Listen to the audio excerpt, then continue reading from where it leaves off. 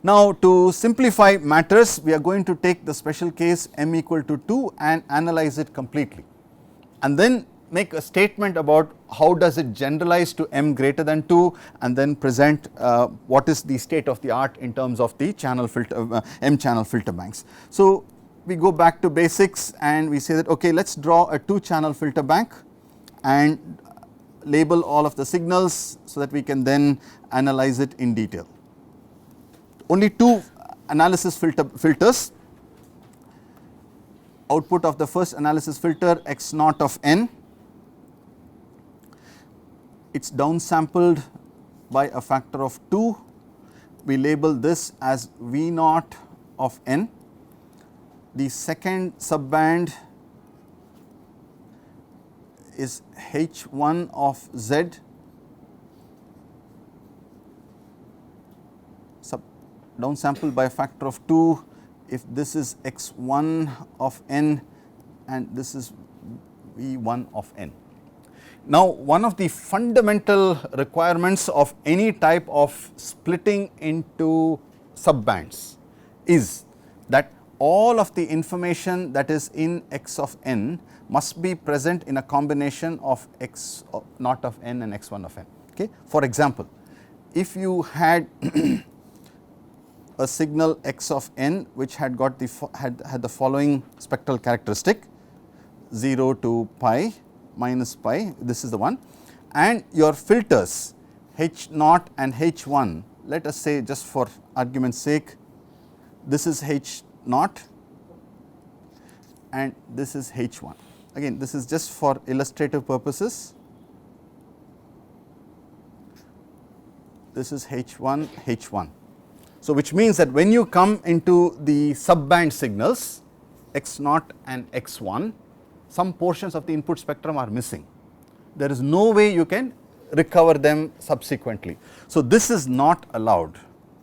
Now, on the other hand, can we have a scenario like this? I have the input spectrum from minus pi to pi,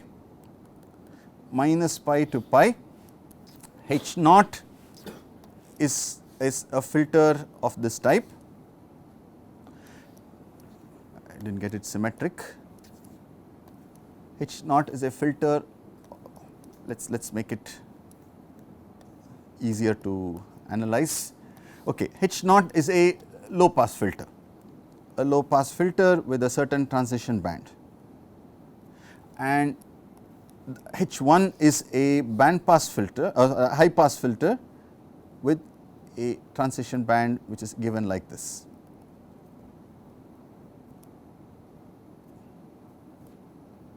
Now, this is okay. Now, there is overlap of the information content between x naught and x1, that is okay.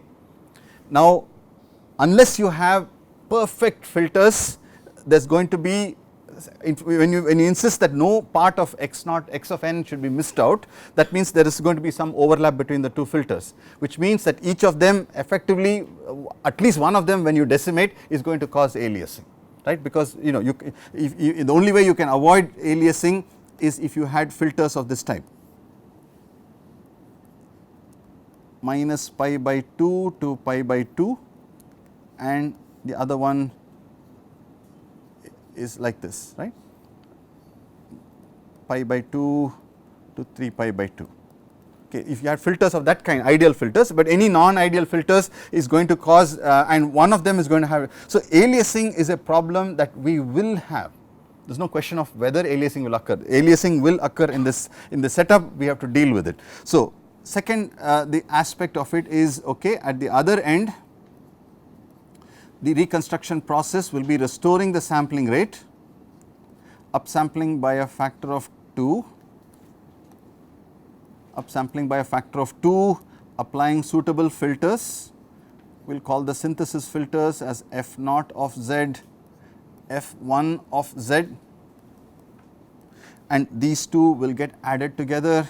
Notice the convention that I told you, that the addition happens towards the bottom of the graph, the analysis always, the split occurs at the top, the synthesis, again this is just a convention that is followed, nothing special or unique about it, and let us call this as x hat of n.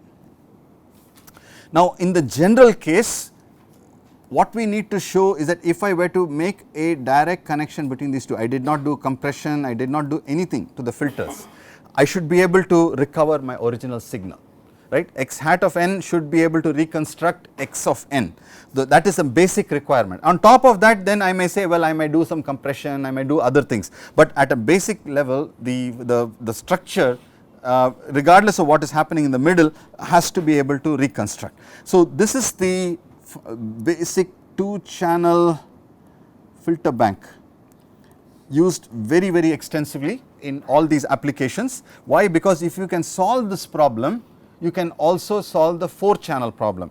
How do you solve the 4-channel problem? You do H naught of Z downsample by a factor of 2. This is H1 of Z downsample by a factor of 2. Okay. What is the frequency content after downsampling? It will be from 0 to pi, it will basically from minus pi to pi, basically it will be. So, you can now take the same filter bank and apply it once more, H naught of Z downsample by a factor of 2, H1 of Z downsample by a factor of 2. Now, H1 of Z has got a limited frequency content, but once you downsample it, it is going to fill the entire spectrum. So, therefore, this can also be subdivided as H naught of Z downsample by a factor of 2, H1 of Z downsample by a factor of 2.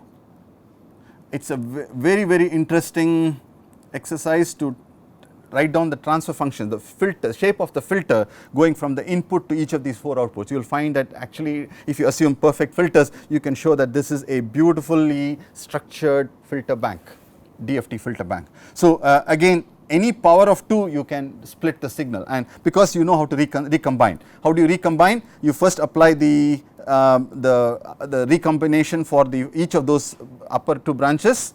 So, you can recombine these 2 first, then you recombine these 2, okay, with the appropriate filtering, and then you recombine these 2 to get back your single signal.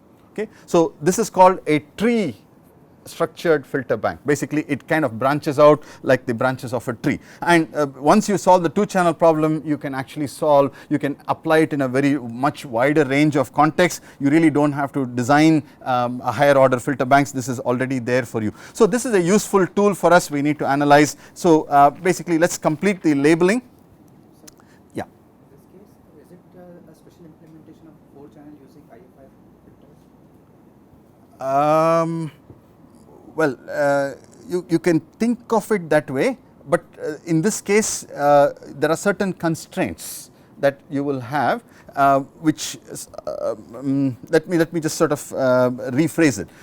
When you write down the filters, so the transfer function from here to here, for example, will be H naught of Z, H naught of Z squared. That is going to be the first transfer function, right, and similarly you are going to get. Now, so each of these filters is an interpolated FIR filter, that is basic structure is there. So, the statement is correct that yes, each of these are, but it is not necessarily the IFIR is one type, but what we are trying to show is that there is a certain pattern and a certain structure to it that comes from the 2-channel case. Right. So, it is a combination of the basic 2-channel result with the IFIR. You can state that that's a good way of looking at it. Okay. So, the labeling, let me just complete. If you call this signal as y naught of n at this point, and this one as y1 of n, and the output is x hat of n. So, what I would like to do is now do the analysis, mathematical analysis. Please keep that figure as a reference. I will not redraw it because I would like to use the space for writing the expressions. So, the first one is what is x naught of z. x naught of z is x of z filtered by h naught of z. Similarly, x1 of z will be x of z filtered by h1 of z. Again a couple of things I will write it in full, but then later on start skipping steps. The next level is v naught of z. V naught of z is x naught of n downsampled by a factor of 2. So, this would be 1/2 of x naught of z power half, okay, plus x1 of z power half sorry x naught of z power half times w, right, when you do the downsampling. Now, a key point to note is that w is e power minus j 2 pi over m. In our case m is equal to 2. So, w is equal to e power minus j 2 pi over 2, which is nothing but minus 1. So, I will write this as 1/2 of x naught of z power half plus x naught of minus z power half, okay, nothing profound, just the simplification. I do not want to keep w, minus is easier for us to work with. So, this basically says if you go back and substitute for x naught, this will be 1/2 of x of z power half h naught of z power half plus x of minus z power half h naught of minus z power half, okay, just substitution and simplify. Okay, so please do write down the expression for V1 of z. I would like you to please fill in that result. Now, jumping over to the other side, there is an upsampling, and after the upsampling the signals are added.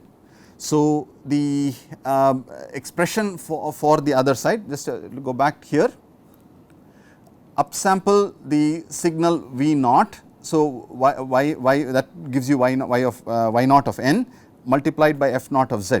So, the reconstructed signal x hat of z, I am jumping a couple of steps, but I am assuming that those are straightforward. X hat of z is f naught of z y naught of z plus f1 of z y1 of z, right, and y1 y naught and y1 are upsampled versions of v naught and v1.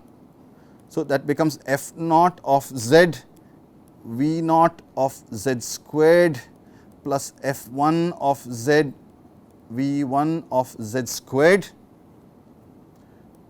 Please substitute for v naught of z, find out the expressions for v naught of z squared. So, what you will get is 1/2 times f naught times x naught, sorry, write it in terms of x of z, x of z h naught of z. Let me use a different color for the bracket,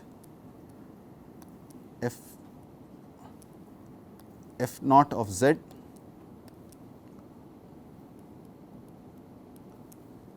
bracket, substituting for v naught of z squared, basically that would be x of z h naught of z. I have taken out the factor half plus x of minus z h naught of minus z, close the red bracket, close the blue bracket, plus 1/2 f1 of z, open the red bracket, you will get x of z h1 of z, oh, why am I writing in red, x of z h naught of minus z, well h1 of z, h1 of z plus x of minus z h1 of minus z, close the red bracket, close the blue bracket. Okay, again it's fairly simple and substitutions, but just be careful to get all the terms and make sure that there is no mistake. Okay. Now, input signal is x. So, the input spectrum is x of z. Now, when do you say that aliasing is present? When some shifted version of the input signal is also present in your expression. Now, where is the shifted version of your input signal? X of minus z, x of minus z. So, that is why aliasing is present, and therefore, we have to be careful in our analysis. So, x hat of z I am going to write in the following form. I am going to write it as 1/2 of f naught of z f times h naught of z plus f1 of z h1 of z times x of z. I am basically grouping all the terms that are affecting x of z plus 1/2 of f naught of z h naught of minus z plus f1 of z h1 of minus z, this multiplied by x of minus z. Here we have very clearly before us where the signal part is present, where the aliasing part is present. So, if I want to remove aliasing, it basically says that this transfer function, which is the transfer function of the shifted signal towards the output, if I can somehow set this equal to 0, then I will get the condition that it is alias free. My 2-channel filter bank will be alias free. Why? Because there is no component or contribution of x of minus z in the out. So, if I have succeeded in achieving the aliasing cancel, if and only if we have succeeded in cancelling the aliasing, then we can call this as my transfer function of the multirate signal block, DSP block. Though it has got time varying elements, we said that if the input and output have the same sampling rate and there is no aliasing is present, then I can write an input output transfer function, and that is precisely what is shown by T of z. So, it becomes an equivalent of an LTI system. Again, very powerful result, because if you can cancel aliasing, then it becomes an LTI system. We will also show that if you do not cancel aliasing, it becomes a time varying system, which has to be analyzed with its own set of understanding and complication. So, basically let me just write one more equation. I know that we are almost out of time. So, 2 times x hat of z, that is that 1/2 factor, I have just taken it to the right hand side. Again, writing it in matrix form always helps us. F naught of z, f1 of z, that is where the synthesis filters, they are the ones that combine, multiply and combine. Now, where are the what are the components that are getting combined? Those are of the analysis filters and the signal, both the regular version and the aliased version. H naught of minus z, h1 of z, h1 of minus z. These things multiplied by, if you were to think of it as an input output system, you are taking the combination of the synthesis filters, the analysis filters, as well as the original spectrum x of z and the alias spectrum x of minus z. By the way, this has got a term, it is called the alias component matrix. We will talk about an AC matrix, that means it is the aliasing components, and this is a very important matrix, because ultimately how you design the filters must ensure that aliasing is removed. So, in other words, what you want is the product of f naught f1 with the first column to be preserved and the second column to go to 0. So, again very important. Now, how do you achieve these conditions? How do you design good filters? And remember, I said no portion of the input spectrum can be omitted in the analysis. So, therefore, how do you ensure that the entire input signal shows up at the output signal and aliasing is removed? Very interesting problem. What we are going to do is first mathematically do it. That way you know, okay, I know how to solve it mathematically, but then translate it into the actual design of the filter, the shape of the filter, what constraints do you put on it, that gives us the insight. Right? You can't go from insight to theory, but you go from theory to insight, it sort of reinforces, and then we come back to theory and then complete the discussion, but that will be done in the next class. Thank you.